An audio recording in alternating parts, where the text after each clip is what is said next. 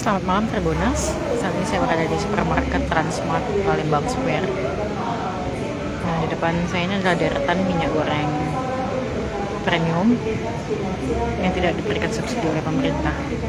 Perlu diketahui bahwa pemerintah saat ini sudah memutuskan kebijakan baru bahwa akhir Mei ini atau 31 Mei pemerintah tidak akan lagi memberikan subsidi minyak goreng curah di pasar tradisional. Jadi kebijakannya akan digantikan menjadi penugasan minyak goreng yang semula dikelola oleh Kementerian Perindustrian akan dikembalikan lagi kepada Kementerian Perdagangan.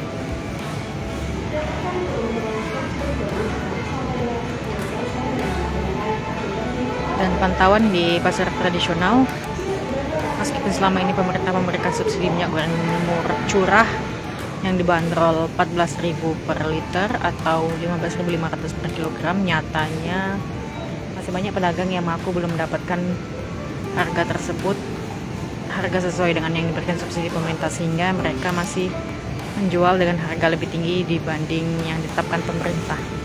Rata-rata pedagang menjual 18.000 hingga 20.000 per liter, per kilogram maksud.